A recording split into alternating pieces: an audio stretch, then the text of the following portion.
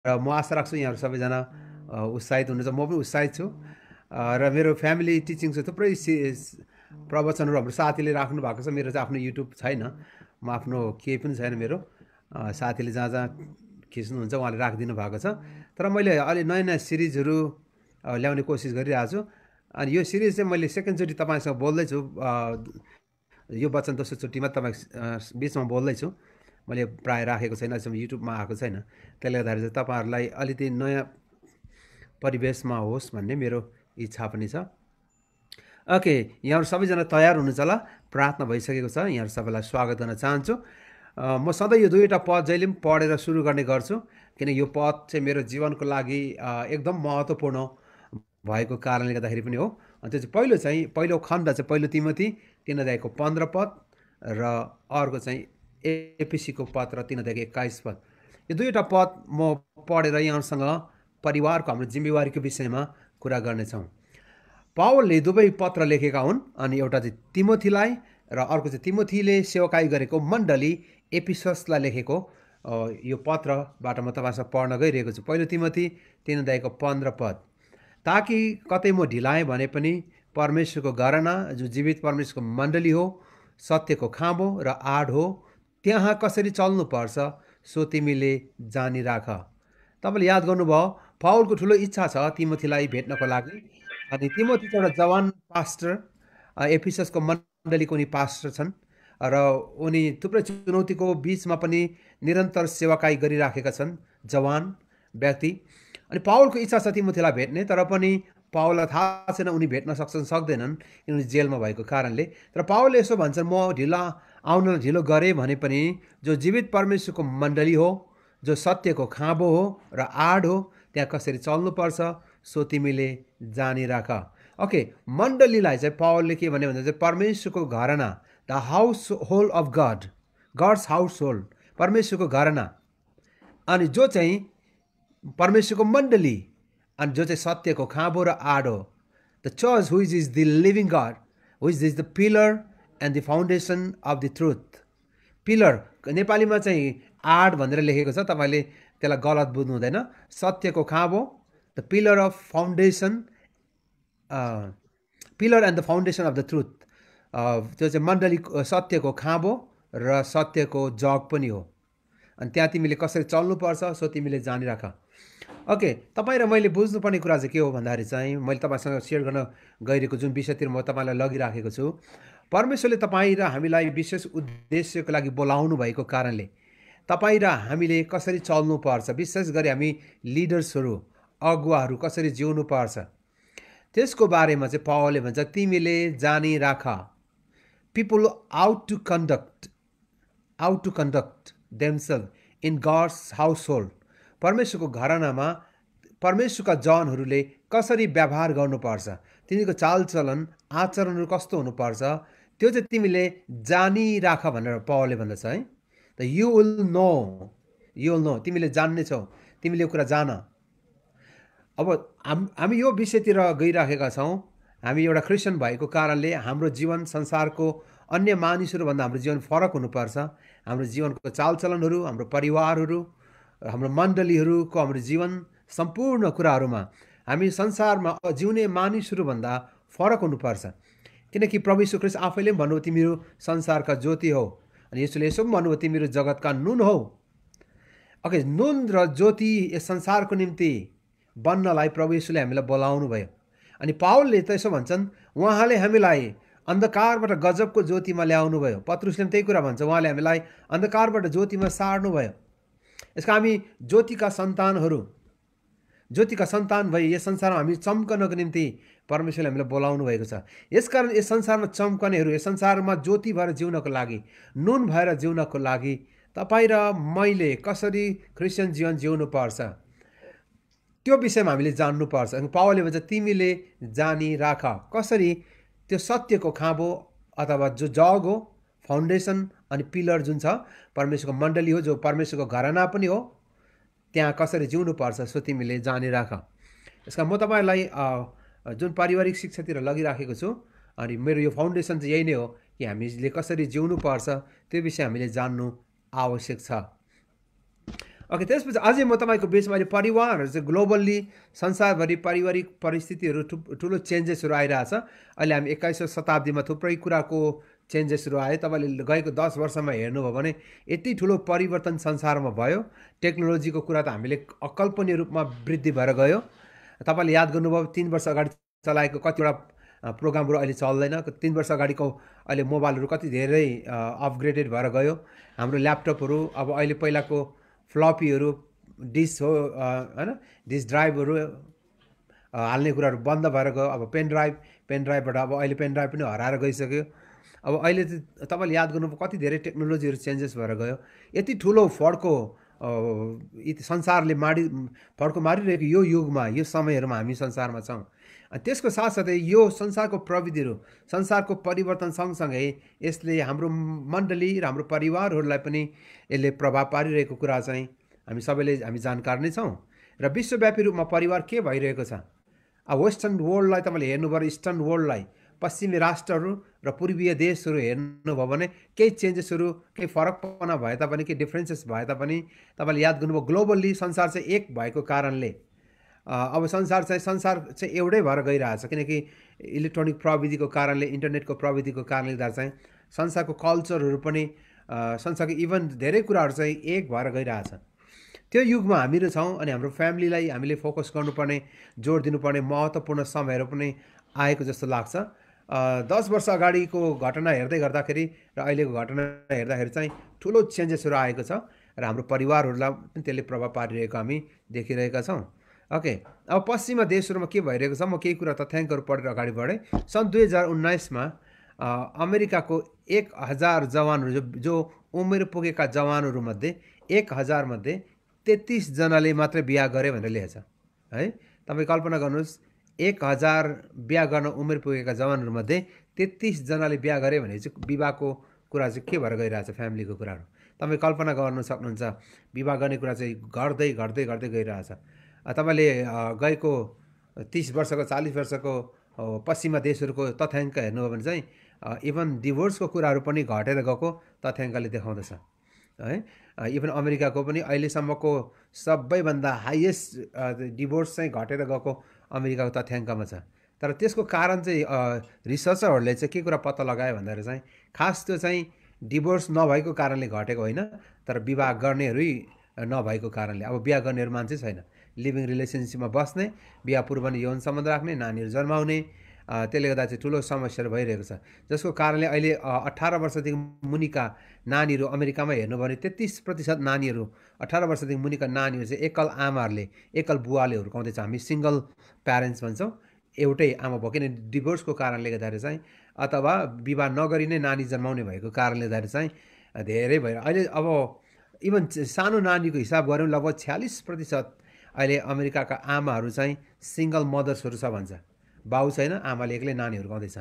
अब त्यो कुराको प्रभाव चाहिँ अब युरोपतिर हेऱ्यौँ लगभग 15% नानीहरू चाहिँ एकल अभिभावकले हुर्काउँदैछ, सिङ्गल प्यारेन्ट्सहरूले हुर्काउँदैछ। अब चाइनाको 3% छ, अफ्रिकातिर हेऱ्यौँ 4% जति रहेछ, र इन्डियाको हेर्दाखेरि चाहिँ 5% रहेछ सिङ्गल मदर्सहरू, सिङ्गल फादर्सहरू, एकल आमा बुवाले हुर्काएको नानीहरू चाहिँ। अब नेपालको तथ्याङ्क हेऱ्यो भने इन्डियासँग धेरै क्लोज छ हाम्रो कल्चरली पनि। त्यो 5 देखि 6% नानीहरू चाहिँ एकल आमा बुवाले हुर्काउँदैछ। अब त्यसको साथसाथै अब प्रवासमा गएका, विवाह गरेर विदेशमा गएकाहरूको कारणले गर्दाखेरि चाहिँ त्यो रेसियो चाहिँ बढेर गएको छ। इन्डियामा पनि धेरै छ, इन्डियनहरू पनि धेरै माइग्रेसन भएर प्रवासमा काम गरिराखेका छन्, जबकि उनीहरू आफ्नो परिवारबाट अलग छन् र नानीहरू चाहिँ आमाले हुर्काएका। तपाईँले कल्पना गर्नुहोस्, इन्डियाको लगभग कति छ, 135 मिलियनमा तपाईँको 5% देखि 6% भनेको चाहिँ धेरै ठुलो सङ्ख्यामा हो। तपाईँको कल्पना गरौँ, लगभग 2 करोडभन्दा बढी पर्छ कि जस्तो लाग्दैछ मलाई। 2 करोडभन्दा बढी झन् नेपालको जनसङ्ख्या जति चाहिँ इन्डियामा अहिले एकल आमा बुवाले हुर्काएको नानीहरू मात्रै छ भन्छ। त्यसले गर्दा चाहिँ अब यो च्यालेन्ज चाहिँ अब नेपालमा पनि यो ग्रोथ चाहिँ, यो रेसियो चाहिँ बढेर गइरहेछ। तपाईँलाई थाहा छ छैन, अब तपाईँ कतिजना विदेशमा हुनुहुन्छ, सायद तपाईँको श्रीमतीले, तपाईँको श्रीमानले मात्रै नानी हुर्काउँदै हुनुहुन्छ। त्यो एकल नानीहरू हुर्किने क्रमहरू चाहिँ अब बिस्तारै बढ्दै गइरहेको छ। अब तपाईँ फिलिपिनोहरू भेट्नुहुन्छ, मलेसियामा, गल्फ कन्ट्रीतिर धेरै छन्। फिलिपिन्सको त सङ्ख्याहरू हुन्छ 10 देखि 12% त्यहाँको जनसङ्ख्या त गे म्यारेजहरू छ भन्छ होइन, समलिङ्गीहरू छ भन्छ। अब युरोपलाई अहिले हेऱ्यो भने चाहिँ पोर्चुगलको एकदम वृद्धि भएर गइरहेछ अहिले। हाइएस्ट युरोपमा हाइएस्ट डिभोर्स चाहिँ पोर्चुगल पर्छ, 64% 2 छ। र लक्जमबर्ग 62%, 5%, स्पेन 57.2%, फ्रान्स 55% छ डिभोर्स गर्नेहरू, बेल्जियम 52%, इस्टोनिया भन्ने देश 51.5, नेदरल्यान्ड्सहरू 50.9, फिनल्यान्डहरू 50.8, र त्यसपछि डेनमार्कहरू 48% छ होइन। त्यसरी नै इटालीहरू 47.9%, स्विडेनहरू 46%, नर्वेहरू पनि त्यसरी नै बढेर गइरहेछ ल 45.7%हरू। अब त्यो रेसियो लगभग 50%भन्दा अबभ युरोपको कुरा छ। अब युरोपतिर पनि बिस्तारै यो डिभोर्सको कुरा चाहिँ घटेको देखिन्छ। किन भन्दाखेरि चाहिँ अघि मैले तपाईँलाई बताएँ, मान्छेहरू बिहे गर्दैनन्, बिहा दर्तै हुँदैन, किनकि मान्छे चाहिँ लिभिङ रिलेसनसिपमा बस्ने कारणले गर्दा चाहिँ, त्यो कारणले गर्दा चाहिँ अहिले त्यति धेरै देखिँदैन। अब टिनेजरको कुरा गर्ने भने त अमेरिकाको रिसर्चले के भन्छ भन्दा 14 वर्षदेखि अब अहिले हामीले चाहिँ नेपालमा हेरेर 13 वर्षदेखि 19 वर्षलाई हामी टिनेजरहरू भन्छौँ होइन। त्यो एजका नानीहरू चाहिँ अमेरिकाको हेऱ्यो भने त 2/3 नानीहरू चाहिँ 3 भागमा 2 भाग नानी चाहिँ ड्रग एडिक्टहरू छ भन्छ, ड्रगमा लिप्त छन् भन्छ। प्रत्येक 5 जनामा 1 जना चाहिँ मातेर घर आउने नानीहरू पर्छ भन्छ। ओके, त्यस पछाडि 20% टिनेजरहरू, अमेरिका टिनेजरहरू चाहिँ सबैले चुरोट खान्छ भन्छ। प्रत्येक दिन चुरोट धेरै खाने नानीहरू 20% छ भन्छ। र 46% नानीहरू चाहिँ आमा बुवा बिना जन्मिन्छ भन्छ अमेरिकामा। अब आमाले जन्माउँ तर बाउको थाहा छैन, त्यसको बाउ र आमाको सम्बन्ध चाहिँ छैन, तर पनि उनीहरूले यौन सम्बन्ध राखेर नानी जन्माउनेहरू चाहिँ 46% छ भन्छ। हेर्नुहोस् त त्यसको ग्रोथ कति हाइएस्ट छ। 46% लेडिजहरूले, टिनेजरहरूले पनि नानी जन्माउँदैछ भन्छ, इभन बिहे नगरी नै। बिहे नगरी 14देखि 19 वर्षभित्र नानी जन्माउने सङ्ख्या चाहिँ त्यो टिनेजरको सङ्ख्याभित्र चाहिँ 46% छ भन्छ। तपाईँ कल्पना, लगभग आधा जति अमेरिकाको टिनेजरहरू चाहिँ बिहे नगरी नानी जन्माउँदैछ। ओके, र त्यस पछाडि तपाईँले याद गर्नुभयो 1/3 भन्दा बढी, 1/3 भन्दा बढी अबोर्सनहरू चाहिँ केटीहरूले सानो उमेरमा नै टिनेजरले गरेको छ भन्छ। जतिमा अमेरिकामा गर्भपतन भएको छ त्यसमध्ये 3 भागमा 1 भाग चाहिँ टिनेजरहरूले गरेको छ भन्छ, किशोरी अवस्थामा, जो 13देखि 19 वर्षभित्र। अब यो तथ्याङ्कलाई हेर्दै गर्दाखेरि चाहिँ धेरै ठुलो चुनौती छ। र अमेरिकाको रिसर्च हेऱ्यो भने चाहिँ अमेरिकामा प्रत्येक वर्ष जति मान्छे मर्छन् त्यसको त्यसको लगभग सेकेन्ड हाइएस्ट डेथ रेट चाहिँ, दोस्रो ठुलो मृत्युको कारण चाहिँ तपाईँलाई थाहा छ कि छैन, त्यो चाहिँ सुसाइड हो। अमेरिका पनि वान अफ द हाइएस्टमा रेड अलर्टमा आउँछ सुसाइड गर्ने देशहरूमा, आत्महत्या गर्ने देशमा। अनि त्यसमध्ये चाहिँ तपाईँले धेरै जस्तो चाहिँ लिडिङ सबैभन्दा दोस्रो सबैभन्दा ठुलो टिनेजरहरू अमेरिकामा जो मर्दैछन् त्यो चाहिँ सुसाइडको कारणले गर्दाखेरि चाहिँ।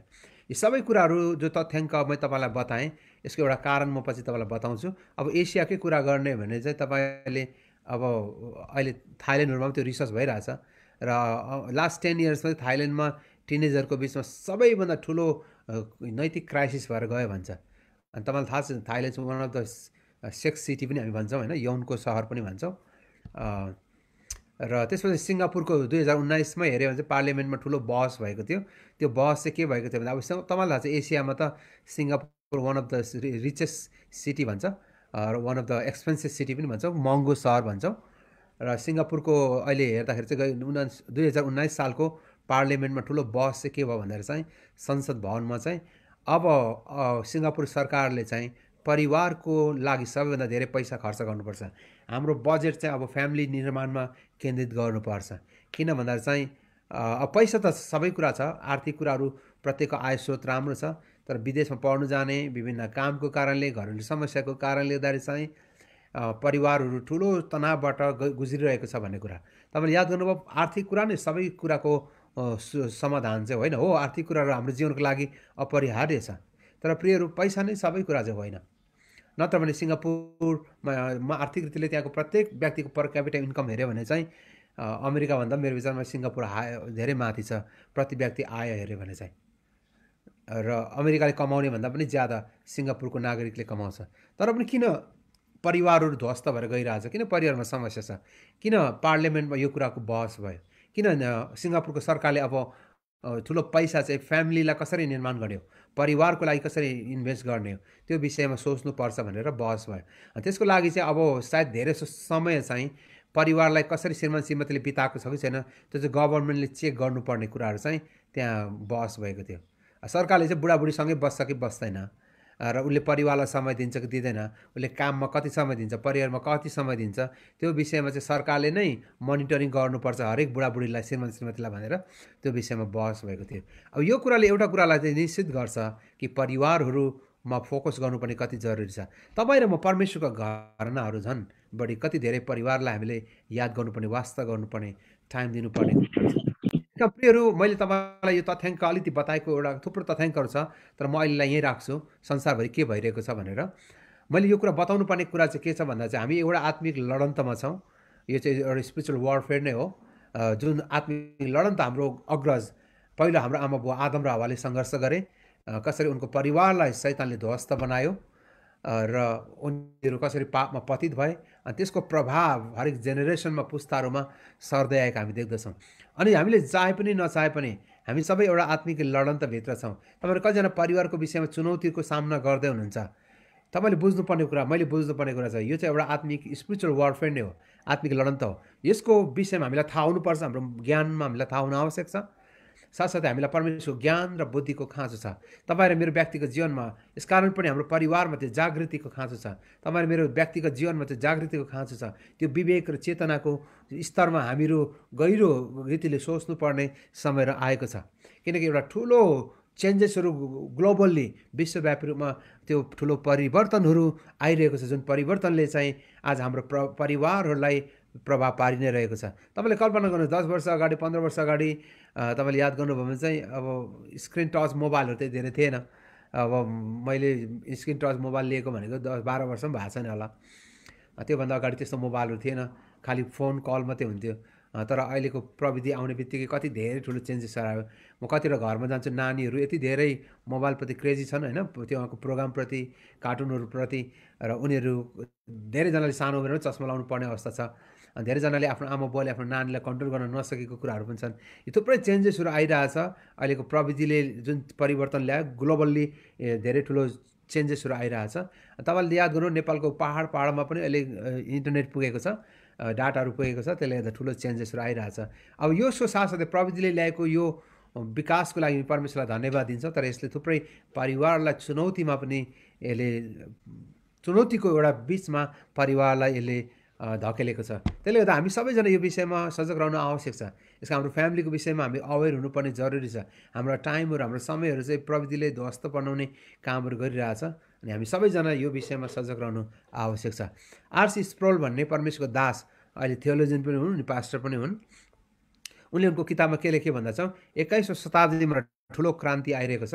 अनि यो क्रान्ति चाहिँ आर्थिक क्रान्ति पनि होइन, राजनीतिक क्रान्ति पनि होइन, औद्योगिक क्रान्ति पनि होइन, प्रविधिको क्रान्ति पनि होइन, तर यौनको क्रान्ति हो। अनि यो क्रान्तिले चाहिँ यो यौनको सेक्सुअल रिभोल्युसन जो आउँदैछ, यौनको क्रान्ति रेभोल्युसन, यसले चाहिँ 21औं शताब्दीको मानव जातिलाई यसले सबैभन्दा बढी ध्वस्त बनाउनेछ। संसारमा कुनै कुराहरू छ भने अहिले तपाईँ सोच्दै हुनुहुन्छ होला, प्रविधिले गर्दाखेरि, मोबाइलले गर्दा, इन्टरनेटले गर्दाखेरि मेरो छोराछोरी बिग्रे, मेरा परिवारहरू बिग्रे। तर तपाईँले याद गर्नु, आर.सी. स्प्रोलसँग म सहमत छु। 21औं शताब्दीमा आइरहेको एउटा ठुलो क्रान्ति, ठुलो रेभोल्युसन जो आउँदैछ, यो क्रान्ति चाहिँ औद्योगिक क्रान्ति पनि होइन, आर्थिक क्रान्ति पनि होइन, राजनीतिक क्रान्ति पनि होइन, प्रविधिको क्रान्ति पनि होइन, टेक्नोलोजीको रिभोल्युसन पनि होइन, तर यौनको क्रान्ति हो। अनि यसले 21औं शताब्दीलाई सबैभन्दा बढी ध्वस्त बनाउनेछ। बुझ्नुभयो भने यो ठुलो यो रेभोल्युसन विश्वव्यापी आइरहेको छ, यो चाहिँ यौनको क्रान्ति हो। त्यसले गर्दाखेरि चाहिँ हामीले याद गर्नुपर्ने चाहिँ अब हामीले फ्यामिलीलाई पनि फोकस गर्न सकेन भने कसरी यसले ध्वस्त बनायो। आजको युवा पिँढीहरू, नेपालको 2011को तथ्याङ्कमै यो कुरा स्पष्ट थियो कि प्रत्येक 5 जनामा 2 जना जवानहरूले विवाह अगाडि नै यौन सम्बन्ध राखेका छन्। र मलाई लाग्छ अहिलेको 2020मा 21मा आइपुग्दा मेरो विचारमा नेपालको लगभग 80% जवानहरूले विवाह अगाडि नै यौन सम्बन्ध राखेका छन्। अनि त्यसमा चाहिँ मेरो विचारमा 50%मा बढीको चाहिँ multiple sexual relationship before marriage, विवाह पूर्व नै यौन सम्बन्ध, कयौँपल्ट यौन सम्बन्ध राख्नेहरू जवानहरू नेपालमा 50-25% भन्दा ज्यादा छन्। हाम्रो जवानहरू हामीहरू कहाँ छौँ? यसले जवानहरूलाई मात्र होइन, यसले विवाहितहरूलाई पनि गम्भीर असर पुर्याएको छ। अहिले तपाईँले याद गर्नुभयो चाहिँ वेस्टर्न युरोपियनहरू र अमेरिकन रिसर्चहरू तपाईँले पढ्नु भने चाहिँ त्यहाँको प्रत्येक विवाहितहरूको चाहिँ 40% विवाहितहरू चाहिँ एक्स्ट्रा म्यारिटल लभ एफेयर छ भन्छ। विवाहभन्दा बाहिर सम्बन्ध राख्ने, विवाह गरेकोहरू तर विवाहभन्दा बाहिर पनि सम्बन्ध भएकाहरू, अथवा विवाहित पुरुष हो भने उसले विवाह बाहिर गएर पनि अर्को केटीसँग चाहिँ उसको लभ एफेयर भएको प्रेम प्रसङ्ग चल्नेहरू चाहिँ र दिदीबहिनीहरू पनि विवाहितहरू पनि विवाह गरेर पनि पर पुरुषसँग सम्बन्ध राख्नेहरू चाहिँ वेस्टर्न कन्ट्रीहरू चाहिँ 40% छ भन्छ। अब एसियन कन्ट्रीहरूमा छैन त म भन्दिनँ, हाम्रो एसियाको देशहरू पनि पूर्वीय देशहरू पनि यो विषयमा अब अघि मैले भने ग्लोबल्ली हामी एकबाटै क्षेत्रमा हामी अघि एकसाथ बढिरहेको कारणले गर्दा चाहिँ यो कुराहरू बढेर गइरहेको छ। अब अहिलेको यो जेनेरेसनबाटै विवाह भएको छ। मैले गएको यो वर्षभित्र मात्रै लगभग 6-7वटा बिहा मैले दिएँ, अनि त्यो 6-7वटा बिहामध्ये 90% विवाहहरू चाहिँ फेसबुकबाट भएको भेटघाट भएर बिहा भएको छ। यो कुराले के प्रमाणित गर्दैछ भन्दाखेरि चाहिँ इन्टरनेटको प्रविधिबाट कनेक्सन संसारलाई एक ठाउँ ल्याउनेहरू छ।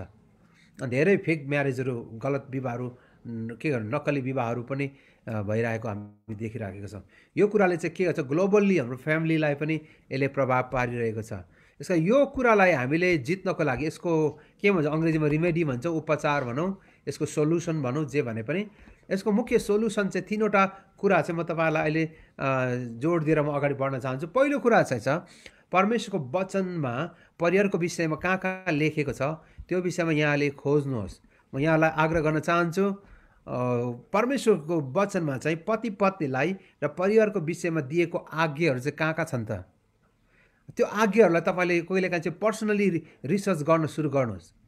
किनकि परमेश्वरले कुनै कुराहरू दोहोऱ्याएर भन्नुहुन्छ भने त्यो कुरा चाहिँ एकदम इम्पोर्टेन्ट कुरा हो। उदाहरणको लागि पति हो आफ्नो पत्नीलाई प्रेम गर, एफिसी 5 अध्यायमा, कलसी 3 अध्यायमा पति हो पत्नीलाई प्रेम गर, अनि पत्नी हो आफ्नो पतिलाई आदर गर, अधीनतामा बस्छ, एफिसी 5 अध्यायको 22-23 पद, अनि पहिलो पत्रुसको 3 अध्याय, अनि बाइबलमा अरू थुप्रै भर्सहरू छन् जहाँ चाहिँ पति पत्नीको लागि, अनि बाबा र आमालाई छोराछोरीले प्रति गर्नुपर्ने जिम्मेवारी, बाबु आफ्नो छोराछोरीलाई रिस नउठाऊ, न उनीलाई परमेश्वर वचन र शिक्षामा हुर्काऊ, तिमी बस्दा उठ्दा ढल्कँदा व्यवस्था 6 अध्याय परमेश्वरको वचनको चर्चा गर 5 पददेखि 7 पदसम्म, त्यो चाहिँ परमेश्वरको आज्ञा हो। यो चाहिँ हामीले खोज्नु पर्नेछ। म यहाँलाई आग्रह गर्न चाहन्छु पर्सनल्ली, तपाईँले बाइबलमा चाहिँ परिवार सम्बन्धी दिएको आज्ञाहरू कहाँ कहाँ छन् त त्यो कुरालाई तपाईँले पनि खोज्नुहोस्, म पनि खोज्दैछु। किनभने चाहिँ त्यो चाहिँ एकदम इम्पोर्टेन्ट कुरा हो। किनकि तपाईँले याद गर्नुभयो आदम र हवाको परिवारमा परमेश्वर जसलाई आइडियल फ्यामिली, एउटा आदर्श परिवार सोच्नुभयो, त्यो आदर्श परिवार कसरी ध्वस्त भयो, त्यसको कारण के हो तपाईँले याद गर्नुभयो। परमेश्वर जुन आज्ञा उनीहरूलाई दिनुभयो, कसरी उनीहरू आज्ञाबाट तर्केर गए त, त्यसको तपाईँले हेर्नु गहिरो अध्ययन गर्नुपर्ने कारण छ। पहिलो कुरा चाहिँ छ तपाईँले परमेश्वरको वचनमा कहाँ कहाँ परमेश्वरले परिवारको विषयमा आज्ञा दिनुभएको छ, चाहे त्यो एफिसी 5 अध्याय होस्, चाहे त्यो एफिसी 6 अध्यायको 1देखि 4 होस्, अनि पहिलो पत्रुस 3 अध्याय, कलसी 3 अध्याय र 4 अध्याय, व्यवस्थाको 6 अध्याय, यी खण्डहरू चाहिँ परमेश्वरले हामीलाई परिवारको विषयमा दिनुभएका आज्ञाहरू छन्। यो क्षेत्रहरूलाई तपाईँले ध्यान दिनुहोस्, किनकि परमेश्वरले जब आज्ञा दिनुहुन्छ त्यो कुरा चाहिँ हाम्रो परिवारको लागि एकदम महत्त्वपूर्ण कुरा हो। प्रियजनहरू, हामीले परमेश्वरको वचनलाई यदि गहन रूपमा लिएनौँ भने अन्ततः हामी विश्वासीहरूको हाम्रो परिवारहरू पनि ध्वस्त भएर जानेछन्। यदि परमेश्वरले यति धेरै परिवार सम्बन्धी निर्देशनहरू आज्ञाहरू दिनुहुन्छ भने हामीले त्यसलाई ध्यान दिनैपर्छ। किनभने परमेश्वरले यति धेरै आज्ञा दिनुभएको छ भनेर तपाईँले कहिले मनन गर्नुभयो भने, त्यसलाई तपाईँले याद गर्नुभयो भने त्यसले तपाईँलाई आफ्नो परिवारप्रति जिम्मेवार हुनको निम्ति सहायता गर्नेछ। बाइबलले परिवारको सम्बन्धी के आज्ञा दिएको छ त्यसलाई तपाईँले पहिलो कुरा चाहिँ look for the command of God for the family. परमेश्वरको वचनमा परिवारको विषयमा दिएको आज्ञा कहाँ कहाँ छ खोज्नुहोस्। दोस्रो कुरा चाहिँ छ परिवारको निम्ति परमेश्वरले दिनुभएका प्रतिज्ञाहरू खोज्नुहोस्, परमेश्वरका प्रतिज्ञाहरू खोज्नुहोस्। ओके, आउनुहोस् त हामी एक दुईवटा पदहरू अहिले हेर्नु। प्रेरितको 2 अध्यायको 38 र 39, प्रेरितको 2 अध्यायको 38 र 39 म यहाँको लागि पढ्न गइरहेको छु।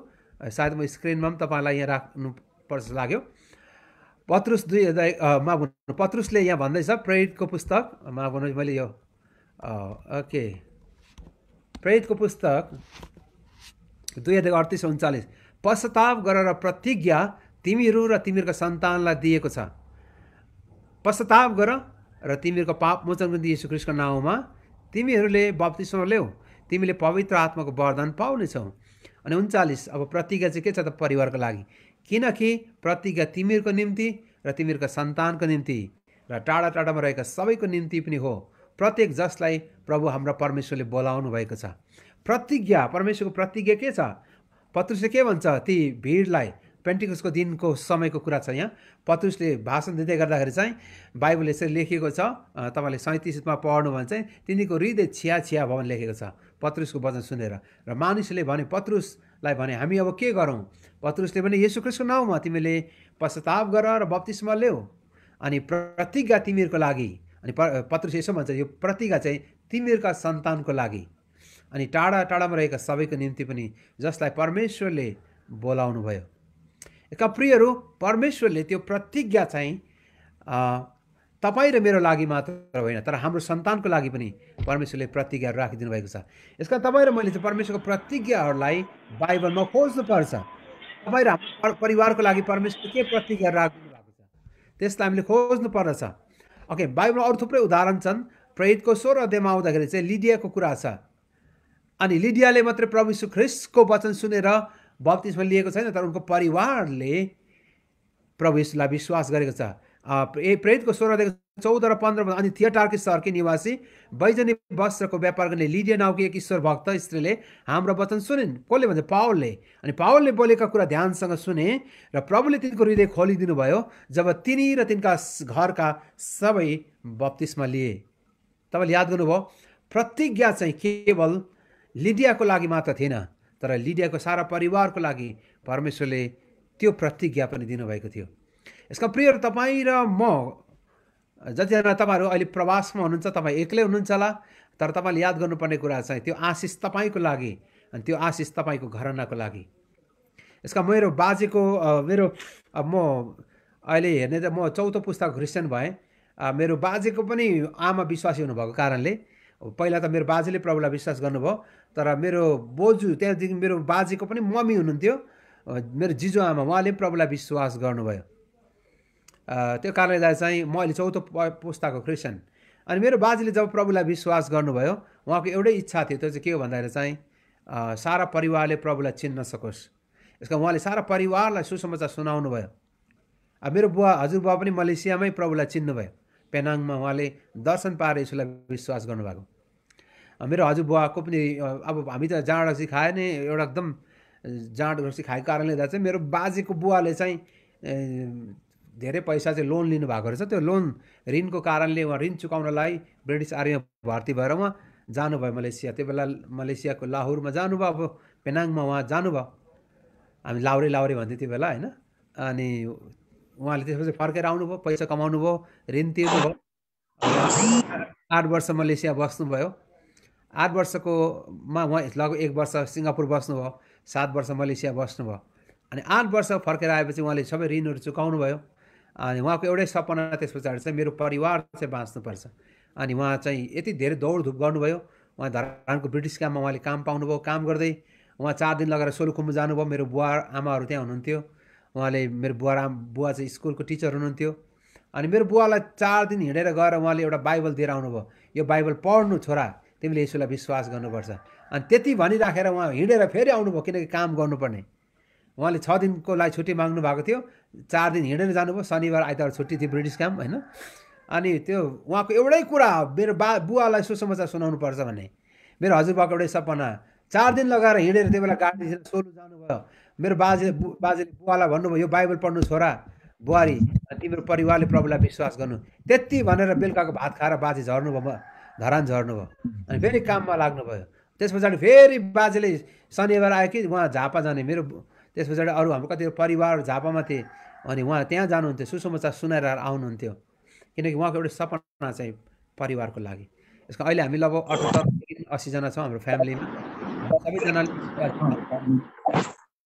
प्रभुलाई विश्वास नगरेको कोही परिवार हुनुहुन्न। हामी सबै विश्वासी छौँ अहिलेसम्म। परमेश्वरलाई धन्यवाद होस् कि परमेश्वरले हाम्रो घरनामा त्यो उद्धार ल्याउनु भयो।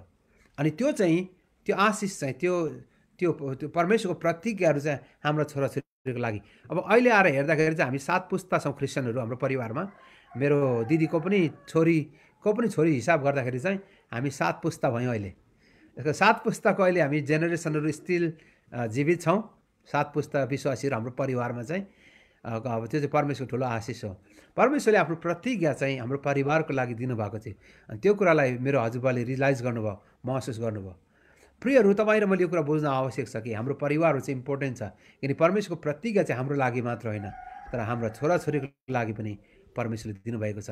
त्यसमा तपाईँले जेलको हाकिम तुरुन्तै त्यो 16 अध्यायमा तपाईँले 31 पद पढ्नु भने हामी सबैलाई थाहा छ कसरी पत्रुस के अरे पाउल र सिलासलाई एकजना जोखाना हेर्ने केटीलाई त्यसको स्पिरिट दुष्ट आत्मा उसको जीवनमा निस्केर गएपछि तपाईँलाई थाहा छ उसको मालिकले चाहिँ पैसा कमाउने बाटो बन्द भएको देखेर चाहिँ पाउल र सिलासलाई तान्दै जेलमा लगे र उनीहरू जेलमा थिए। अनि कसरी तपाईँलाई थाहा छ राति उनीहरू गीत गाउँदै गर्दा जेलका ढोकाहरू खुले भुइँचालो आएको कारणले र कैदीहरू भाग्यो होला भन्ठानी जेलको हाकिमले आत्महत्या गर्नु लाग्दा पावलले रोक्दछ। अनि त्यो जेलको हाकिम छक्क पर्छ, यत्रो जेलको ढोका खोलेर किन भागेन भनेर। अनि उनले भन्छ हामीले के गरौँ? अनि पावलले भन्छ तपाईँले येशू ख्रीष्टको नाउँमा विश्वास गर्नुहोस्, तपाईँले उद्धार पाउनुहुनेछ, अनि तपाईँ र तपाईँको परिवारले। तपाईँले याद गर्नु, मैले पहिलो अक्षरले त्यहाँ अन्डरलाइन गरेँ, तपाईँले उद्धार पाउनुहुनेछ, तपाईँ र तपाईँको परिवारले। अनि तपाईँलाई याद छ 32 र 33 पदमा त्यही कुरा लेखेको छ। त्यो जेलको हाकिमले प्रभुलाई विश्वास गरे, बप्तिस्मा लिए। त्यति मात्र होइन, उनका सारा परिवारले पनि बप्तिस्मा लिए। किनकि परमेश्वरको प्रतिज्ञा चाहिँ परिवारको लागि हो। जतिजना तपाईँहरू अहिलेसम्म तपाईँको परिवारहरू बाँच्नु भएको छैन, तपाईँहरू विदेशमा हुनुहुन्छ, चाहे तपाईँको श्रीमती नेपालमा छिन्, विश्वास गरेको छैनन्, तपाईँको दिदीबहिनी त्यहाँ हुनुहुन्छ विदेशमा प्रवासमा, तपाईँको परिवार स्टिल नेपालमा हुनुहुन्छ, इन्डियामा हुनुहुन्छ, अरू देशमा हुनुहुन्छ, अहिलेसम्म विश्वास गर्नुभएको छैन भने तपाईँले यो कुरा रियलाइज गर्नुहोस्। तपाईँले निरन्तर उनीहरूको लागि सुसमाचार गर्नुपर्छ, उनीहरू प्रभुलाई चिन्न सकुन्। उनीहरूको लागि तपाईँले निरन्तर वास्ता गरिराख्नुहोस्, किनकि त्यो चाहिँ तपाईँको लागि एकदम महत्त्वपूर्ण कुरा छ। यसमा तपाईँको र मेरो जीवनको लागि, तपाईँ र मेरो लागि मात्रै परमेश्वरको प्रतिज्ञा होइन, तर हाम्रो छोराछोरीको लागि पनि। अनि अर्को महत्त्वपूर्ण तेस्रो महत्त्वपूर्ण कुरा चाहिँ हामीले याद गर्नुपर्ने कुरा चाहिँ पहिलो कुरा चाहिँ परमेश्वरको प्रतिज्ञाहरू खोज्नुहोस् परिवारको लागि।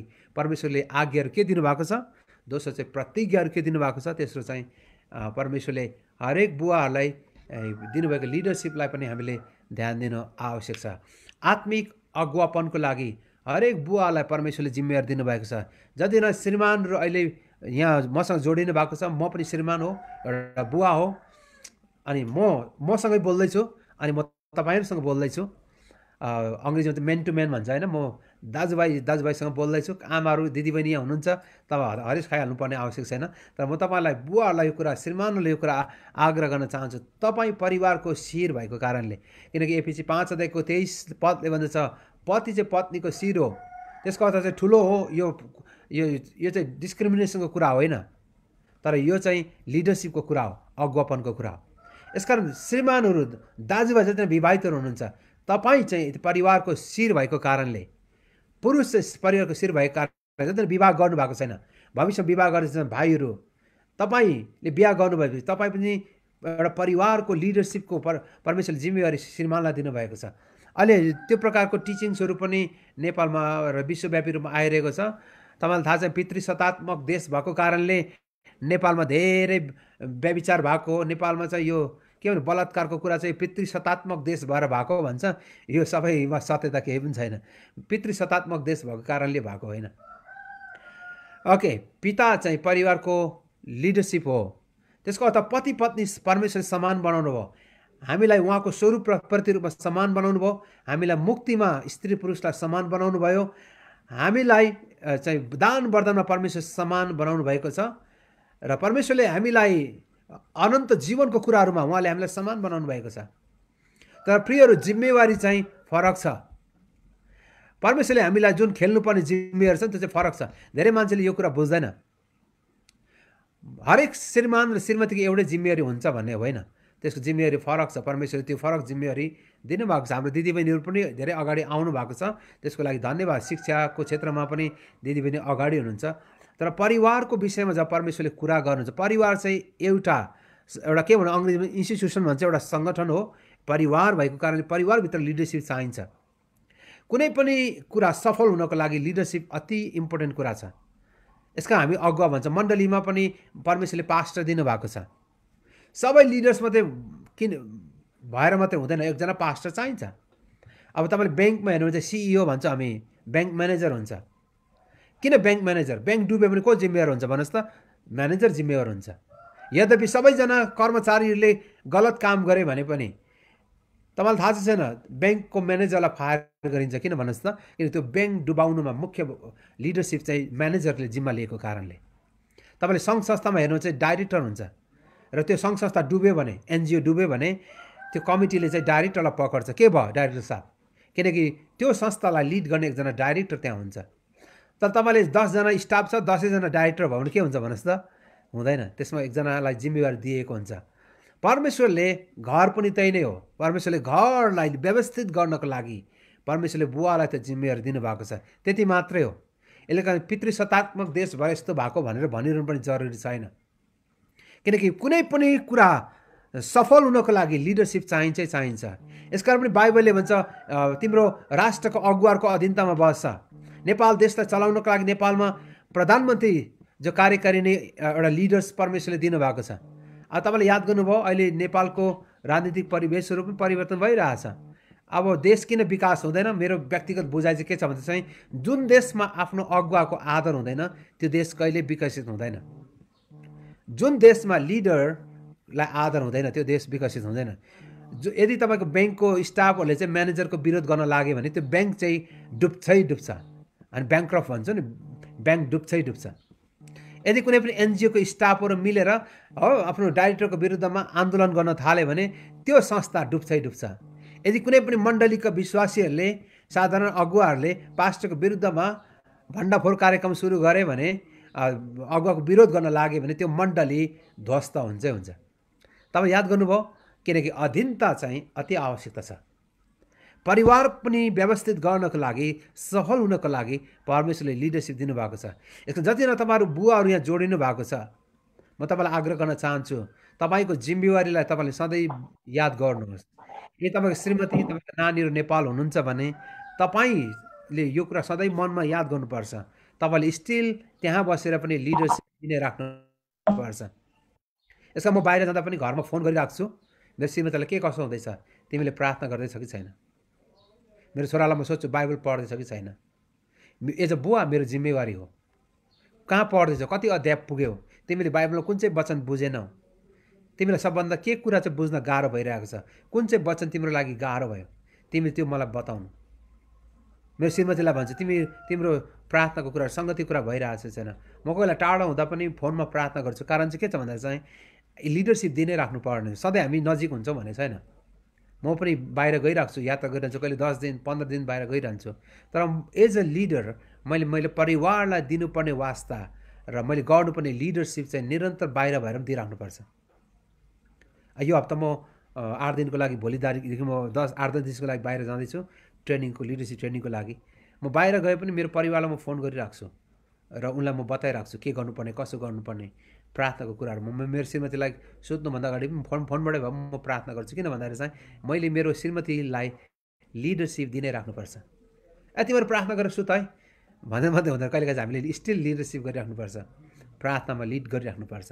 यसको म त कतिजना प्रियहरू जोडिनु भएको छ, बुवाहरू हुनुहुन्छ, तपाईँ मलेसियामा हुनुहुन्छ, विभिन्न देशमा हुनुहुन्छ। स्टिल तपाईँको नानीहरूलाई, तपाईँको श्रीमतीलाई टाढो बसेर पनि अहिलेको जुमको माध्यमबाट अहिले त भिडियो कल गर्नु मिल्छ। तपाईँले भिडियो कलमा नानीलाई सँगै राखेर बाइबल स्टडी गर्नु सक्नुहुन्छ। टाइम त निकाल्नुपर्छ, लिडरसिप दिनैपर्छ। यदि यो कुरा हामीले गर्न सकेन भने यो प्रविधिको युगमा पनि हामीलाई परमेश्वरले यो मौका दिनै राख्नु भएको छ। तपाईँले फिजिकल्ली नभए पनि मोबाइलमै कुरा गर्नुहोस् होइन। तपाईँले मोबाइलबाटै भन्नुहोस् नानीलाई आई लभ यु होइन, म तिमीलाई प्रेम गर्छु, आई रियली मिस यु है, तिमीलाई धेरै मैले सम्झिराखेको छु। नानीलाई तपाईँले आफ्नो प्रेम चाहिँ फोटोबाट भए पनि एक्सप्रेस गरिराख्नुहोस् है। स्काइपमा कुरा गर्नुहोस्, भिडियोमा कुरा गर्नुहोस्, भिडियो कलमा नानीसँग बोलिराख्नुहोस् है। म तिमीलाई मिस गर्दैछु, तिम्रो पढाइ कस्तो छ, नानी कस्तो छ, म तिमीलाई प्रेम गर्छु। नानीलाई त्यो 6-7 वर्षको नानीले बुझ्छ है। तपाईँ नानीलाई भन्नुहोस् I love you, I really miss you भनिराख्नुहोस् नानीहरूलाई। तपाईँले भनेको शब्दले उनीको हृदयलाई छोइ नै राख्छ। टाढो भए त के भयो, फिजिकली टाढो भएर, तर यो प्रविधिले हामीलाई सँगै जोड्ने काम भएको छ। 10 वर्ष अगाडि यो प्रविधि थिएन, तर परमेश्वरलाई धन्यवाद होस्। म कहिलेकाहीँ चाहिँ 1-2 महिनाको लागि बाहिर जान्छु, तर म कहिले पनि टाढो गएको जस्तो मलाई फिल हुँदैन, किनकि त्यो भिडियो कलले गर्दाखेरि पनि त्यो नजिक फिल भइरहेको छ। म डेली रूपमा फ्यामिलीको बारेमा अपडेट भइ नै राख्छु के भइरहेछ भनेर, किन भन्दा चाहिँ भिडियोमा सबै कुरा देखेर कुरा गर्ने कारणले गर्दा चाहिँ। प्रियहरू, यो प्रविधिलाई पनि प्रयोग गरेर तपाईँको लिडरसिप दिइ नै राख्नुहोस् भन्ने मेरो व्यक्तिगत सल्लाह छ। मैले 3टा कुरा गरेँ। पहिलो कुरा चाहिँ सोल्युसनको लागि चाहिँ पहिलो कुरा चाहिँ हामी सबैले बुझ्नुपर्ने कुरा चाहिँ हामी जति नै यहाँ जोडिएका छौँ, हाम्रो परिवारको लागि परमेश्वरको वचनमा के आज्ञा दिएको छ।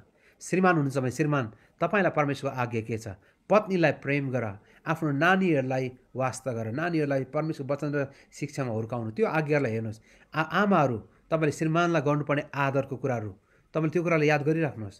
कतिजना दिदी पनि यहाँ जोडिनु भएको छ, विवाहित हुनुहुन्छ, तपाईँको श्रीमान नेपाल हुनुहुन्छ, धेरै दुःख गरेर सङ्घर्ष गरेर नानीहरू देखभाल गर्दै हुन्छ, उनलाई सधैँ आदर गरिराख्नुहोस्, सम्मान गरिराख्नुहोस्। अब नानीहरूलाई हुर्काउने विषयमा परमेश्वर आज्ञा छ, त्यसलाई पनि ध्यान दिनुहोस्। अनि परमेश्वरको प्रतिज्ञाहरूलाई पनि ध्यान दिनुहोस्, किनकि प्रतिज्ञाले चाहिँ हामीलाई जहिले बलियो पार्छ है। परमेश्वर दिनुभएको प्रतिज्ञाहरू बाइबलमा खोज्नुहोस्। तपाईँको परिवारको लागि परमेश्वरको प्रतिज्ञाहरू के छ त? त्यो प्रतिज्ञाहरू जब पढ्नुहुन्छ, मेरो लागि परमेश्वरको प्रतिज्ञा, मेरो परिवारको लागि, त्यो प्रतिज्ञाले हामीलाई जहिले पनि ताजा बनाइराख्छ। निराशपनमा हामीलाई ढाडस दिन्छ परमेश्वरको प्रतिज्ञाहरूले। अनि अन्तिम त्यस्तो कुरा चाहिँ जति यहाँ बुवाहरू हुनुहुन्छ, म तपाईँलाई आग्रह गर्न चाहन्छु, तपाईँको लिडरसिप टाढो भए पनि दिइराख्नुहोस् है। 10 मिनट तपाईँले जहिले श्रीमतीसँग टाइम मिलाउनुहोस्। बेलुका बिहान कति बजे टाइम मिल्छ, तपाईँले 10 मिनट मात्रै छुट्याउनु भयो भने हुन्छ। अनि श्रीमतीलाई भन्नुहोस्, तिम्रो हामी जहिले पनि बिहान 6 देखि 6:10 चाहिँ भिडियोमा कलमा भेटौँ है भनेर कुरा गर्नुहोस्। अहिले सबैको घरमा डाटा छ, इन्टरनेट नभएको त अहिले घरै छैन भनौँ, गाउँ गाउँमा इन्टरनेट पुगेको छ। डाटाबाट भनौँ 10 मिनट कुरा गर्ने कुरा गर्नुहोस्। तपाईँले डाटाको लागि पैसा पठाइदिनुहोस्। अनि 10 मिनट तपाईँ कुरा गर्नुहोस्, कुनै वचन पढ्नुहोस् सँगै, बाइबल कुनै खण्ड पढ्नुहोस् सँगै। तपाईँ बाइबल खोल्नुहोस् अथवा मोबाइलमै बाइबल छ, त्यहीँबाट तपाईँले सेयर गरेर पढ्नुहोस्। अनि प्रार्थना गर्नुहोस् आफ्नो नानीको लागि, छोराछोरीको लागि, अथवा स्कुल जाने बेलामा नानीहरूलाई प्रार्थना गरेर पठाइदिनुहोस्। तपाईँ त्यहीँ बसेर पनि गर्नु सक्नुहुन्छ। यो धेरै ठुलो भारीको काम पनि छैन, धेरै खर्चिलो काम पनि छैन। अहिले डाटा त्यत्रो महँगो पनि छैन। नेपालमा अहिले 15 रुपियाँ तिर्यो भने मेरो 50 MB कि कति दिन्छ। 50 MB भनेको त तपाईँ भिडियो कल भने चाहिँ लगभग 1 घन्टै गर्नु मिलिहाल्छ नि। 15 रुपियाँले 1 घन्टा तपाईँ भिडियो कल गर्नु मिल्छ भने किन नगर्ने? 50 MB पनि खर्च हुँदैन मेरो विचारमा। तपाईँले त्यो अवसरलाई चाहिँ ग्राब गर्नुहोस्, त्यो अवसरलाई लिनुहोस् भन्ने मेरो व्यक्तिगत आग्रह। यो चाहिँ तपाईँ र मेरो लागि अति महत्त्वपूर्ण कुरा छ। तपाईँले एउटा खण्डमा पढ्छु अहिले, तपाईँले टिपिराख्नु सक्नुहुन्छ। उत्पत्ति 18:19 यसरी लेखेको छ, अब्राहमबाट एउटा ठुलो शक्तिशाली, ओके तपाईँले याद गर्नुभयो, अब्राहमबाट एउटा ठुलो शक्तिशाली जाति बन्नेछ, त्यसद्वारा नै पृथ्वीका सबै जातिहरूले आशिष पाउनेछन्। अनि 19 पदमा यसरी लेखेको छ, उत्पत्ति 18:19 किनभने त्यसले आफ्ना छोराछोरी र घरानालाई धर्म र न्याय गरेर परम्पराको मार्ग पालन गर्नलाई आज्ञा दियोस् भनेर मैले त्यसलाई छानेको छु। कसलाई? अब्राहमलाई मैले छाने र म अब्राहमलाई आशिष दिँदैछु, किनभने त्यसले आफ्ना छोराछोरीहरूलाई, आफ्नो घरानालाई, नेपालीमा घराना लेखेको छ हाउस होल्ड, आफ्नो परिवारलाई धर्म अथवा धार्मिकताका कुराहरू, न्यायका कुराहरू, परम्पराको मार्गहरूमा कसरी जिउनु पर्छ भन्ने कुरा त्यसले सिकाउनको निम्ति मैले त्यसलाई छानेको छु। परम्परा भन्नुहुन्छ। किन परमेश्वरले सारालाई यो भन्नु भएन? किन परमेश्वर अब्राहमलाई भन्नुभयो? किन अब्राहम चाहिँ परिवारको शिर भएको कारणले। यसको बाइबलले भन्छ अब्राहम, इसाक र याकुबका परमेश्वर। यसका अब्राहमसँगै सारा छन्, इसाकसँगै रेबिका छन्, याकुबसँगै को छ? राहेल याकुबसँगै छन्। तर परमेश्वरले श्रीमानलाई, पतिहरूलाई, घरको बुवालाई यो जिम्मेवारी दिनुहुन्छ कि तिनीहरूलाई म आशिष दिनेछु, किनकि तिनले आफ्नो घरनालाई परमेश्वरको धर्म र न्यायका कुराहरू, परम्पराको मार्गहरू तिनले सिकाउनेछन्। यसका प्रियहरू, तपाईँलाई परमेश्वरको आज्ञा यही नै छ, मलाई पनि यही आज्ञा छ, किन तपाईँ र मलाई त्यो लिडरसिप दिनको लागि। यसका तपाईँले व्यवस्थाको 6 अध्यायमा अघि मैले पढेँ 5देखि 7 पदसम्म परमेश्वरले हरेक आमा बुवालाई भन्नुहुन्छ आफ्ना सारा हृदयले, सारा प्राणले, सारा शक्तिले प्रेम गरेर परमेश्वरलाई। त्यसपछि परमेश्वर तुरुन्तै भन्नुहुन्छ यी आज्ञाहरू तिम्रो मनमा राखेर आफ्नो छोराछोरीलाई सिकाउनु, होसियारी साथ सिकाउनु, घरमा बस्दा, बाटोमा हिँड्दा, ढल्कँदा, उठ्दा तिनको चर्चा गर। के को बारेमा? परमेश्वरको वचनको बारेमा सिकाउनु। प्रियहरू, त्यो जिम्मेवारी परमेश्वरले हामीलाई दिनुभएको छ। बाइबलमा थुप्रै परिवारको बारेमा उदाहरण छ। म तपाईँलाई केही उदाहरण दिन चाहिँ पहिलो व्यक्ति चाहिँ नुहको बारेमा छ। तपाईँले नुहको बारेमा पढ्नु भने चाहिँ पाउनुहुन्छ उत्पत्तिको पुस्तकमा होइन 7 अध्यायमा 8 अध्यायमा गएर नुहको बारेमा पाउनुहुन्छ। यसरी लेखेको छ, परमप्रभुले भन्नुभयो, तपाईँलाई थाहा छ नुहले जहाज बनाए, परमेश्वरले नुहलाई भन्नुभयो तँसँग चाहिँ म आफ्नो करार स्थापित गर्नेछु, तेरा छोराहरू, तेरी पत्नी र तेरा बुहारी समेत जहाजमा आउनेछौ। तपाईँलाई थाहा छ नि परमेश्वरले सारा संसारलाई नष्ट गर्नुभयो, तर नुहलाई परमेश्वरले भन्नुभयो तँ अनि तेरा छोराछोरीहरू, तेरा पत्नी, तेरा बुहारी समेत जहाजमा आउनेछौ। अनि ती 8 जनाको परिवारलाई परमेश्वरले सुरक्षित राख्नुभयो। जलप्रलयद्वारा संसारलाई नष्ट गर्दै गर्दा नुहको परिवारलाई परमेश्वरले बचाउने प्रतिज्ञा गर्नु। किनकि नुहले आफ्ना परिवारहरूलाई परमेश्वरको वचनमा धार्मिकतामा हुर्काएका थिए। यसका ती 8 जनालाई परमेश्वरले सुरक्षित राख्ने प्रतिज्ञा गर्नुभयो। प्रियहरू, नुहको लागि सजिलो थिएन। संसार खराब र पापले भ्रष्ट भएको थियो। तपाईँलाई थाहा छ नुहलाई परमेश्वरले आज्ञा दिनुभयो, तैँले गर घोषणा गर, प्रचार गर। ती अधार्मिकताबाट अलग रहने परिवार चाहिँ नुहको परिवार थिए। यसका संसारलाई नष्ट गर्नुहुँदा परमेश्वरले नुह र तिनको परिवारलाई सम्झना गर्नुहुन्छ। अनि तिनका छोराहरू अनि बुहारीहरू अनि नुहका पत्नी 8 जना जहाजभित्र आउँदछन्। प्रियहरू, परमेश्वरलाई धन्यवाद होस् कि परमेश्वरले तपाईँको परिवारलाई चुन्नु भएको छ। अनि तपाईँको परिवारलाई परमेश्वरले यस संसारको बीचबाट, यो संसारको समाजको बीचबाट परमेश्वर एउटा उद्देश्यको निम्ति बोलाउनु भएको छ। अनि नुहलाई हामी एउटा उदाहरण दिन्छौँ। मोसाको बारेमा हेऱ्यो भने चाहिँ तपाईँलाई थाहा छ कि छैन, मोसा र उनको दिदी हारुन, मरियम र उनको दाजु हारुन 3 जना परमेश्वरको सेवाकाईमा आए। तपाईँलाई थाहा छ मोसाको बाल्यकालदेखि मोसाको आमाले, तपाईँलाई थाहा छ नि फारोले जब 3 वर्ष मुनिको सबै बालकहरू, 2 वर्ष मुनिको बालकहरू मार्ने जब घोषणा गरे, अनि मोसाको आमाले कसरी मोसालाई लुकाएर राखे। किनकि मोसा चाहिँ भर्खर जन्मेको कारणले गर्दा चाहिँ, र हारुन र मरियम त अघि नै जन्मेको कारणले उनीहरू ठुलो भइसकेको थिए। अनि कसरी उनले सुरक्षा दिइन्, कसरी मोसा र उनका 2 जना दाजु र दिदीहरू कसरी परमेश्वरको सेवाकाईमा आए। हामी सबैलाई थाहा छ मरियम चाहिँ अगमवादिनी भएर सेवा गरिन्, हारुनले पुजारीको काम गरे। मोसा, मरियम र हारुन सँगसँगै यिनीहरू मिश्रमा मात्र होइन, तर यिनीहरू उजाड स्थानको बाटो भएर आउँदाखेरि पनि यिनीहरू सँगसँगै मोसासँग नै काम गरे। यिनीहरू यो परिवारको 3 जनाले परमेश्वरको सेवाकाई गरे। के यसको मैले तपाईँलाई बताउनु खोजेँ के हो भन्दा यिनको आमाको ठुलो भूमिका पनि थियो। मोसाको आमाको पनि ठुलो रोल थियो। कतिजना दिदीबहिनी हुनुहुन्छ, तपाईँको ठुलो भूमिका छ परिवारको लागि। ओके, अर्को चाहिँ तपाईँलाई थाहा छ छैन, रेकाब भन्ने व्यक्तिको बारेमा पनि हामी देख्छौँ बाइबलमा, यर्मियाको पुस्तकमा। तपाईँलाई थाहा छ उनलाई चाहिँ उनको छोरा योनादानको बारेमा बाइबलमा लेखिएको छ। रेकाबको छोरा योनादानले आफ्नो सन्तानलाई तिमीले दाखमद नखानु भनी दिएको आज्ञा तिनीहरूका छोराछोरीले माने। तिनीहरू आजसम्म पनि दाखमद खाँदैनन्, किनकि तिनीहरूले आफ्ना पुर्खाहरूको आज्ञा पालन गरे। तपाईँले याद गर्नु, रेकाब भन्ने व्यक्तिले आफ्नो छोरा योनादानलाई सिकाए। के सिकाए अरे? दाखमद नखानु भनेर सिकाए। अनि योनादानले पनि आफ्ना सन्तानलाई त्यो कुरा सिकाए। अनि योनादानका सन्तानहरूले पनि दाखमद खाएनन् भनेर लेखेको छ। बडो अद्भुत कुरा, अचम्मको कुरा है। प्रियहरू, किन त्यसो गरे? तिनीहरूले आफ्ना आमा बुवाको आज्ञा पालन गरे, आफ्नो पुर्खाहरूको आज्ञालाई तिनीहरूले आज्ञा पालन गरे। कसरी तिनीहरू संसारका ती खराब खानेकुराहरूबाट पनि अलग रहन सके?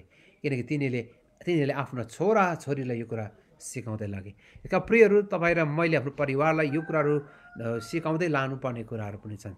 अब नयाँ करारमा आउँदा प्रचारक फिलिपको बारेमा प्रेरितको 21 अध्यायमा छ।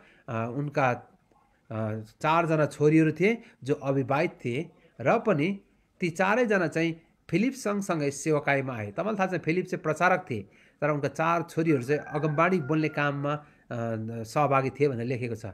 अनि तिनीहरू चाहिँ कहाँ थियो? टुरोसबाट समुद्र यात्रा गरे। पावल चाहिँ टोलेमाइसमा आइपुगे र तिनीहरू चाहिँ फिलिपको घरमा गएर बसे। अनि पावल यो विषयमा लेख्छ, फिलिपका 4 जना छोरीहरू पनि फिलिपसँगै सेवाकाईमा थिए। कसरी यो सम्भव हुन सक्यो? किनकि बुवाले आफ्ना छोरीहरूलाई मेन्टरिङ गरेको कारणले, बुवाले आफ्नो छोरीहरूलाई सिकाएको कारणले। जतिजना बुवाहरू आमाहरू यहाँ हुनुहुन्छ, तपाईँ र हामीले ठुलो प्रभाव हाम्रो नानीलाई छोडेर जान सक्छौँ। तपाईँले पहिलो तिमोथीको 2 तिमोथीको 1 अध्यायको 5 पदमा पनि यसरी लेखिएको छ। तिमोथीको बारेमा लेखेको त्यो पद म पढ्न गइरहेको छु। अनि तिमोथी पास्टर सेवाकाईमा आए, तपाईँलाई थाहा छ होइन? तिमोथीले परमेश्वरको सेवा गरे, एफिससको मण्डलीको पास्टर भए। तर पावलले के लेख्छ त तिमोथीलाई? दोस्रो तिमोथीको 1:5 मलाई तिम्रो निष्कपट विश्वासको सम्झना हुन्छ, त्यो विश्वास जो तिम्री बजै लोइसमा थियो र तिम्री आमा युनिसमा पनि थियो, र मलाई निश्चय छ त्यो विश्वास तिमीमा पनि रहेको छ। पावलले के भन्दैछ? तिमोथी पास्टर सेवकाइमा आए, तर तिमोथीको बुवा चाहिँ ग्रिक थिए, व्यापारी थिए, कहिले पनि उनले आफ्नो छोरालाई समय दिएनन्। तर त्यसको बावजुद पनि आमा र उनका हजुरआमाले तिमोथीलाई प्रभुको विश्वासको बारेमा सिकाए। यस कारण कतिजना यहाँ आमाहरू हुनुहुन्छ, तपाईँहरू सायद नेपालबाट यदि जोडिनु भएको छ, प्रवासमै हुनुहुन्छ, तपाईँको बुवा यदि काम गर्दै हुनुहुन्छ भने आमाहरूको पनि ठुलो जिम्मेवारी छ, आफ्नो छोराछोरीलाई पनि सिकाउने जिम्मेवारी छ, ताकि तपाईँले पनि बुवाको अनुपस्थितिमा निरन्तर रूपमा आफ्नो नानीहरूलाई सिकाइराख्नुहोस्। अनि तपाईँले जसरी लोइस उनको हजुरआमा र युनिसले तिमोथीलाई विश्वासका कुराहरू सिकाए, त्यो विश्वास तपाईँले आफ्नो सन्तानमाथि सार्न सक्नुहुन्छ। यस कारण जतिजना तपाईँ प्रवासमा हुनुहुन्छ, तपाईँले याद गर्नुहोस्, तपाईँले स्टिल प्रभाव पार्न सक्नुहुन्छ। अब प्रिस्किला र अकिलासको बारेमा पनि लेखेको छ, तपाईँले बाइबलमा पढ्नुभयो भने चाहिँ प्रिस्किला र अकिलासको बारेमा। अनि यिनीहरू चाहिँ पावल सँगसँगै काम गर्ने प्रिस्किला र अकिलास। अकिलास चाहिँ श्रीमान हो, प्रिस्किला चाहिँ उसको श्रीमतीको नाम हो। र त्यसपछि तिनीहरू एथेन्सबाट बिदा भएर कोरिन्थमा आए। तिनले पोन्टस निवासी अकिलास नाउँ भएको एकजना यहुदीलाई भेटेकोले पावलले भेटेको कुरा गर्दैछ है त। र तिनी चाहिँ आफ्नी पत्नी प्रिस्किलासँग इटालियाबाट आएका थिए, किनकि सम्राट क्लाउडियसले सबै यहुदीहरूलाई रोमबाट निस्किजाने आज्ञा गरेका थिए। पावल उनीलाई भेट्नलाई गए र एकै पेसाका हुनाले तिनी पनि उनीहरूसँगै बसेर काम गरे, किनकि उनीहरूको पेसा पाल बनाउने थियो। तपाईँले याद गर्नुभयो भने चाहिँ मैले यो प्रिस्किलाको बारेमा किन पढेको भन्दाखेरि चाहिँ प्रिस्किला र अकिलास चाहिँ यो श्रीमान श्रीमतीलाई देश निकाला गरिएको थियो।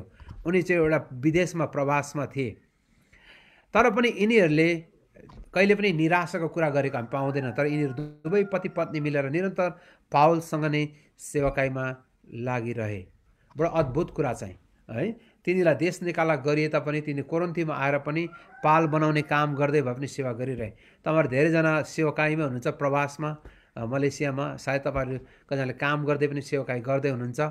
तपाईँ अहिले भन्यो भने प्रिस्किला र अकिलास र पावलको जस्तै तपाईँहरूले त्यो प्रकारको सेवाकाई तपाईँ गर्दै हुनुहुन्छ, काम गर्दै पनि सेवाकाई गर्दै हुनुहुन्छ। असल कुरा हो। प्रिस्किला र अकिलास चाहिँ देश निकाला गरे पनि प्रवासमा पनि तिनीहरूले कसरी परमेश्वरको सेवा गरिरहे। चुनौतीको बावजुद पनि यो परिवारले निरन्तर रूपमा परमेश्वरको सेवा गरिरह्यो। मैले तपाईँलाई बुझाउनु खोजेको यही नै हो। जीवनमा यी परिवारहरूलाई कसरी परमेश्वरले चलाउनु भयो, कसरी उनीहरूको परिवारको सम्बन्धको कुरा चाहिँ इम्पोर्टेन्ट कुरा थियो। मैले जति पनि तपाईँलाई नोहको कुरा गरेँ, अब्राहमको कुरा गरेँ, जति पनि मैले तपाईँलाई तिमोथीको परिवारको कुरा गरेँ, प्रचारक फिलिपको कुरा गरेँ, रेखाबको कुरा गरेँ, मोसाको परिवारको विषयमा कुरा गरेँ। यो कुरा गर्नुको उद्देश्य चाहिँ के हो भन्दाखेरि चाहिँ कसरी एउटा फ्यामिलीको इन्भेस्टमेन्ट चाहिँ परिवारको एउटा लगानी, परिवारको भूमिका चाहिँ कति ठुलो छ भन्ने कुरा हो। यसको तपाईँ र मेरो छोराछोरीले परमेश्वरको सेवा गर्छन् कि गर्दैनन् भविष्यमा भन्ने कुरा चाहिँ तपाईँ र ममा निर्भर छ। तपाईँ र मैले कति धेरै इन्भेस्ट गर्छौँ, हाम्रो परिवारको लागि हामी भूमिका खेल्छौँ, कति धेरै हामी परिवारलाई हामी मेन्टरिङ गर्छौँ। त्यो कुराबाट हाम्रो परिवारले, हाम्रो छोराछोरीले, हाम्रो श्रीमती, हाम्रो श्रीमानले, हाम्रो नानीले प्रभुको सेवा गर्ने छन् कि छैनन् भन्ने कुरा त्यसमा निर्भर छ। यसकारण प्रियहरू, हामीले आफ्नो परिवारको विषयमा ध्यान दिनु आवश्यक छ। म तपाईँहरूलाई अहिले फिलिपीको 1 अध्याय पल्टाउनको लागि आग्रह गर्न चाहन्छु। म 3वटा कुराहरू तपाईँसँग त्यहाँबाट भनेर म अन्त गर्न चाहन्छु। अब केवल हामीसँग 5 मिनट मात्रै रहेको छ। फिलिपीको 1 अध्यायको 9 देखि 11 पद। मेरो यही प्रार्थना छ कि ज्ञान र अन्तर्दृष्टिमा तिमीहरूको प्रेम झन झन प्रशस्त हुँदै जाओस्। ओके, पावलले प्रार्थना गर्छन् फिलिपीको मण्डलीको लागि। के प्रार्थना रे? तिमीहरू प्रेममा झन झन बढ्दै जाओ है। That your love may abound more and more in knowledge and depth of insight. कति ठाउँ चाहिँ डिसर्नमेन्ट पनि भनेको छ, इन्साइट। अथवा तिमीहरूको प्रेममा तिमीहरू प्रशस्त हुँदै जाओ, त्यसको लागि चाहिँ तिमीहरू चाहिँ ज्ञान र अन्तर्दृष्टिमा तिमीहरू बढ्दै जाओ। ओके, ज्ञानमा बढ्दै जाओ। प्रियहरू, तपाईँ र मलाई परमेश्वरको ज्ञान हुन आवश्यक छ। वी निड नलेज है। तपाईँले पहिलो कोरिन्थी 12 अध्यायमा पढ्यो भने चाहिँ तपाईँले 9वटा वरदानहरूको बारेमा पाउनुहुन्छ। हामी सबैजनालाई थाहा छ त्यो 9वटा वरदानहरू। तर धेरैजनाले चाहिँ खालि अन्य भाषा र अगमबाडीको कुराहरू मात्रै धेरैजनाले प्रचार गरिरहन्छ। ठिकै छ, त्यो वरदानहरू परमेश्वरले दिनुहुन्छ होला, मण्डलीलाई प्रयोग गर्नको लागि, विश्वासीहरूको जीवनको लागि दिनुहुन्छ। ती वरदानहरूको लागि परमेश्वरलाई महिमा होस्। तर तपाईँले याद गर्नुहुन्छ कहाँबाट सुरु गर्छ पावलले भन्दाखेरि चाहिँ पावलले चाहिँ जब त्यो पहिलो कन्ती 12 अध्याय सुरु गर्दछ, ती वरदानहरू, चङ्गाईका वरदानहरू, आत्मा छुटाउने वरदान, ती सबै कुरा लेख्नुभन्दा अगाडि चाहिँ उनले चाहिँ बुद्धिको वरदान, कतिलाई परमेश्वर पवित्र आत्माले बुद्धिको वरदान, कतिलाई ज्ञानको वरदान, अनि कतिलाई विश्वासको वरदान, कतिलाई रोग निको पार्ने वरदान, कतिलाई आश्चर्य कर्म अगमबाडीको वरदान, आत्मा छुटाउने वरदान, विभिन्न भाषा बोल्ने वरदान, विभिन्न भाषाको अर्थ खोल्ने वरदानहरू छ। तर सुरुमा के को वरदान चाहिँ हेर्नुहोस् त, बुद्धि र ज्ञानको वरदान। अनि धेरैजनाले चाहिँ यो कुरालाई चाहिँ स्वीकार गर्दैन होला। सबै दान वरदानहरू हाम्रो जीवनको लागि पक्कै पनि फाइदाजनक छन्, तर तपाईँलाई मैले याद गर्नुपर्ने कुरा चाहिँ हामीलाई परमेश्वरको विजडम अनि वी निड नलेज, ज्ञान र बुद्धिको अति आवश्यक छ। किनकि होशे 4:6ले भन्छ मेरा प्रजाहरू ज्ञानको कमीले नष्ट भए। We need knowledge to lead our family. परमेश्वरसँगको रिलेसनसिपमा हामी कसरी बढ्नुपर्छ, क्रिस्चियन जीवन कसरी जिउनुपर्छ, हामीलाई परमेश्वरको ज्ञानको खाँचो छ। अनि हाम्रो परिवारलाई कसरी चलाउने, परिवारमा कसरी बातचित गर्ने, नानीहरूलाई कसरी हुर्काउने, समस्या आएमा पति पत्नीबिच समस्या आएमा कसरी समाधान गर्ने, त्यसको लागि हामीलाई ज्ञान चाहिन्छ। साथसाथै पावलले यसो भन्छ तिमीलाई अन्तर्दृष्टिमा पनि भनेको छ। तपाईँले याद गर्नुभयो अन्तर्दृष्टि भन्ने शब्द त्यहाँ पावलले चलाएको छ। The depth of insight the discernment, कुनै कुरालाई छुट्याउने अन्तर्दृष्टि, त्यो गहिराई, डेप्थ अफ इन्साइट, त्यो गहिराई अन्तर्दृष्टि तपाईँले मेरो जीवनको लागि खाँचो छ। त्यो अन्तर्दृष्टिमा पनि तिमीहरू बढ्दै जाऊ। किन 10 पद यसो भन्छ पावलले, यस हेतुले कि जे कुरा जे असल जे उत्तम छ त्यो कुरा तिमीले खुट्याउन सक, चिन्न सक। त्यो अन्तर्दृष्टिले चाहिँ के कुरा बताउँछ भन्दाखेरि चाहिँ हाम्रो फ्यामिलीको लागि के कुरा आवश्यकता छ त्यो कुरा जान्ने हामीलाई ज्ञान दिन्छ। धेरै परिवारहरू ध्वस्त भएको कारण चाहिँ त्यही हो, हामीलाई परमेश्वरको ज्ञानको अभावमा हो है, माथिबाटको ज्ञान।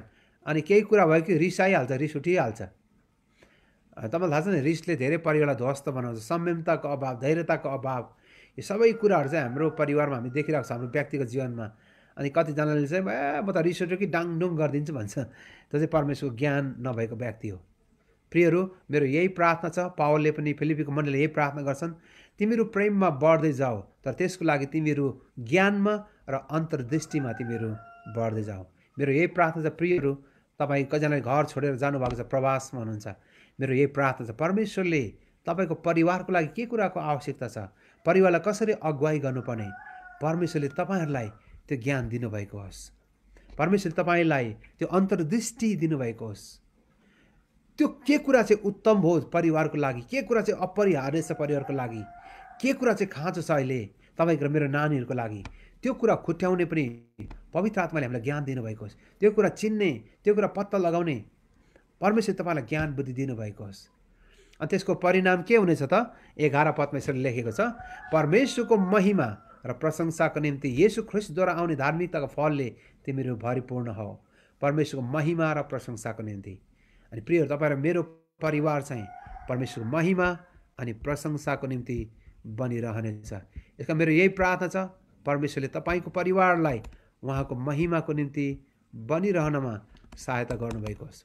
यदि तपाईँले परमेश्वरको ज्ञानलाई रिसिभ गरेर तपाईँले परिवारलाई के कुरा खाँचो छ भन्ने कुरा तपाईँले पत्ता लगाउनु भयो र अन्तर्दृष्टि लगाउनु भयो भने तपाईँले परिवारलाई जुन कुरा फोकस गर्नुहुन्छ त्यो कुराले गर्दाखेरि चाहिँ परमेश्वरको महिमा र प्रशंसा चाहिँ परिवारमा आउनेछ।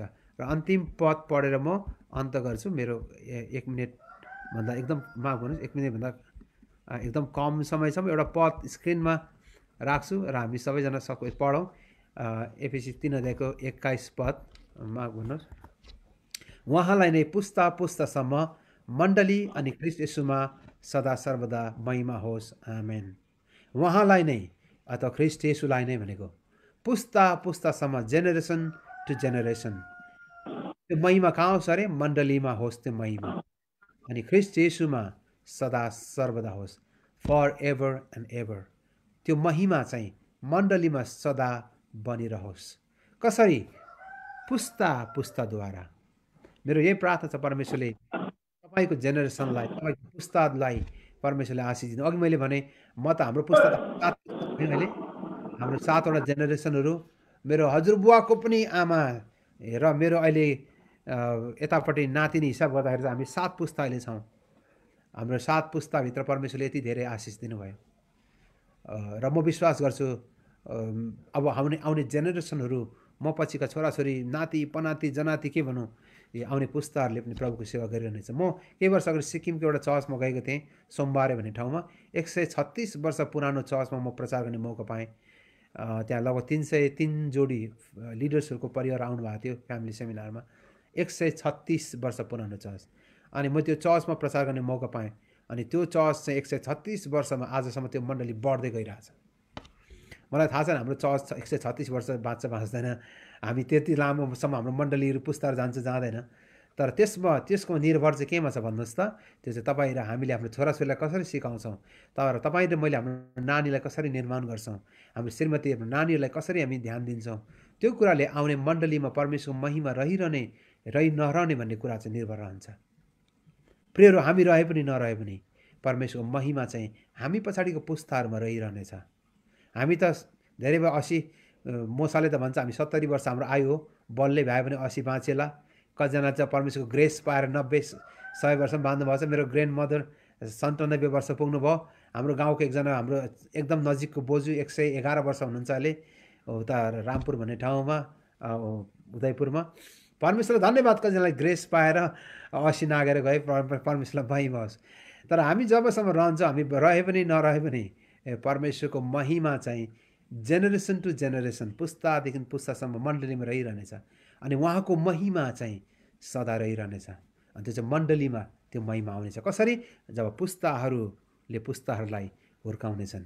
यसका प्रियहरू, तपाईँ र मेरो काँधमा ठुलो जिम्मेवारी छ कि हाम्रो जेनेरेसनलाई हामीले हुर्काउन सकौँ। र मेरो पनि ठुलो जिम्मेवारी छ मेरो छोरा मेरो श्रीमतीलाई हुर्काउनको लागि, उनीहरूलाई लिडरसिप दिनको लागि। उनीहरूप्रतिको मेरो भूमिका ठुलो छ। अनि त्यो कुरालाई म सधैँ महसुस गर्छु। अनि त्यसका म परिवारलाई त्यो कुरामा परमेश्वरको वचन निर्माण गर्न चाहन्छु ताकि परमेश्वरको महिमा चाहिँ हाम्रो जेनेरेसनभित्र रहिरहन सकोस्। मेरो यही प्रार्थना छ, तपाईँ जहाँ हुनुभए पनि आफ्नो परिवारप्रतिको भूमिकालाई कहिले नबिर्सनुहोस्। तपाईँले आफ्नो परिवारलाई समय दिनुभयो, ध्यान दिनुभयो भने तपाईँको पुस्ताहरूले परमेश्वरलाई कहिले छोडेर जाने छैनन्। अघि मैले भने हाम्रो परिवारमा हामी लगभग 78-80 जना परिवार छौँ। हामी सबैले प्रभुलाई चिन्ने मौका पायौँ। हाम्रो नबाँचेको परिवारमा कोही पनि छैन अहिलेसम्म, हामी सबै बाँचेका छौँ। अनि अहिले लगभग हामी 8 जना त पास्टर छौँ हाम्रो फ्यामिलीमा। परमेश्वर धन्यवाद, यो उहाँको अनुग्रह मात्र हो, हामीले गर्व गर्नुपर्ने कुनै कारण छैन। तर अब मेरो लागि एउटा चुनौती यही नै छ, हामी सबैको लागि चुनौती यही नै छ कि त्यो महिमा पुस्तासम्म मण्डलीमा रहिरहनेछ, तबसम्म रहिरहनेछ यदि हामीले हाम्रो पुस्तालाई ध्यान दियौँ भने। परमेश्वरले तपाईँ अनि तपाईँको परिवारलाई प्रशस्त आशिष दिउन्। अर्को सेसनमा भेट्नेछौँ। God bless you all. Thank you.